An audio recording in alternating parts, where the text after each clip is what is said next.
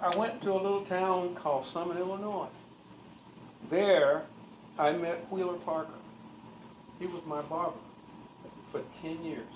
I had hair. and if you look through the book, you'll see where I had hair. Wheeler was the cousin of Emmett Till. So Wheeler was with him in Money, Mississippi when they had the incident, and 3 days later they came and got it. So there is synergy between history and a little town called Picayune, Mississippi. Fred Hampton was chairman of the Black Panther Party in Illinois. The boys believe that police come to your house to shoot you, you shoot. They were anti-police. They were a part of the theme civil rights movement that I grew up in. So, little boy in Picayune, Mississippi, Fred Hampton was murdered in December 4th in Chicago in 1969. In 1969, I was a junior in college.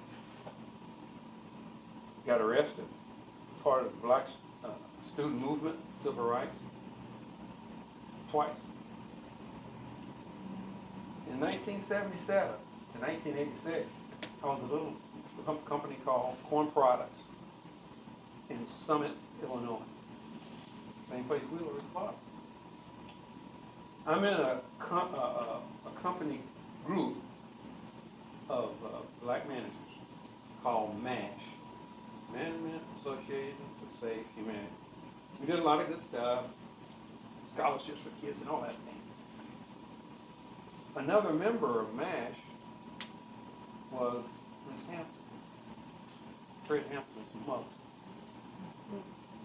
A little town called Picayune, Mississippi.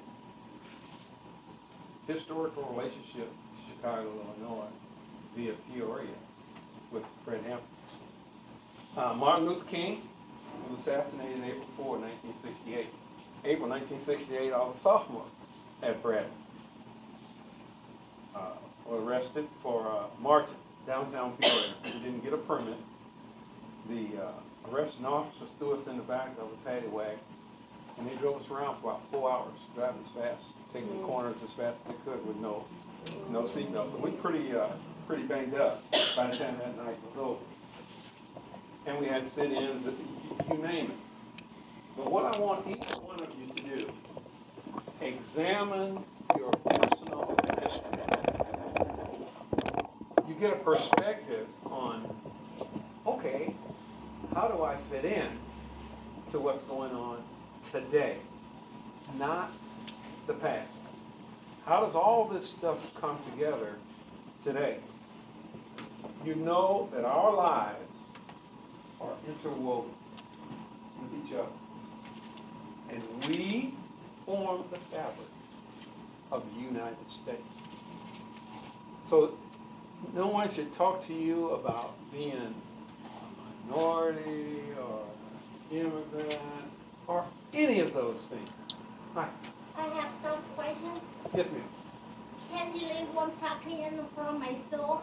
Yeah, is there someone in here who's parked right in front of Masters? If you could move and thank you so much. She's a great lady. Best donuts in town. Yeah, they're good. So don't think that your life is unimportant. I had an incident this morning. I passed out my cards at the place where I work. And one of the guys said, "Kent, what does it mean to be a progressive?" You know, they sort of put you in a box so you can't maneuver. You have to answer the way they want it. So I said, well, I don't think that much about progressive. But I said, it's probably the opposite of regressive. Regressive wants to take us back to the way things were in the 50s and the 60s. when women had very little power and minorities had even less. Yes. So when someone hides under "Make America Great Again," you say, okay, you tell me when America was great, and I'll tell you how bad things were for me. I'll tell you how bad things were for women. I don't want to talk about making America great again. What I think a progressive is, the regressive wants to take you back. The progressive wants to take you to some place you have not ever been. To an America that works for everybody. Yes.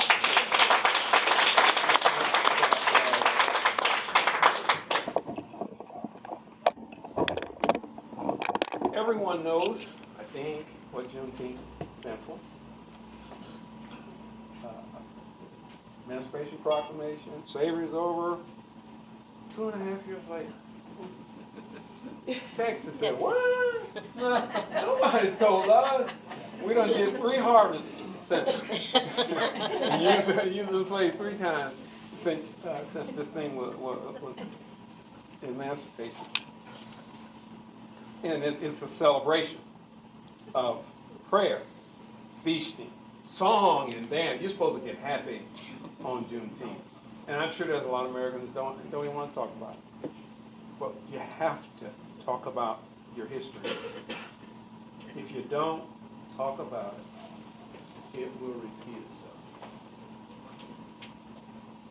Remind America that history is useful to ensure that the errors of the past are recognized and never repeated. My wife will tell you, I'm an old man. You now know a part of my history of how I came up in the civil rights movement. Things are going on right now in the Tennessee House when they come back into session. They're going to be talking about, hey, if we've got an opening for a job, nowhere should we think about race. We don't want to talk about it anymore. I think they call it DEI. But there's going to be a law in Tennessee, I guarantee you, it will pass. Yes. It will pass. So the errors of the past, as far as they're concerned, are over. If you've got discriminated against, I'm sorry. We've now moved on. America is now colorblind, and everyone gets a fair shot at everything.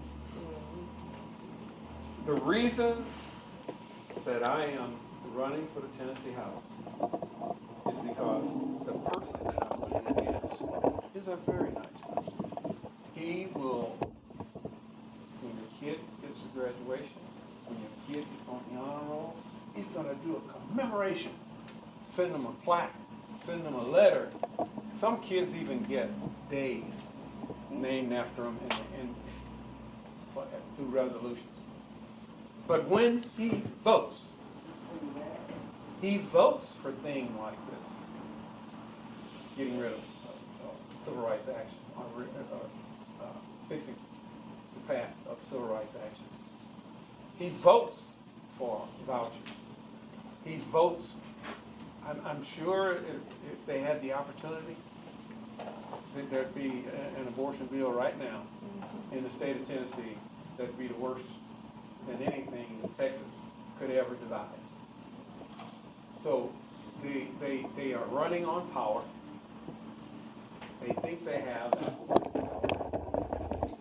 And I think it says power corrupts, and absolute power corrupts absolutely. So they're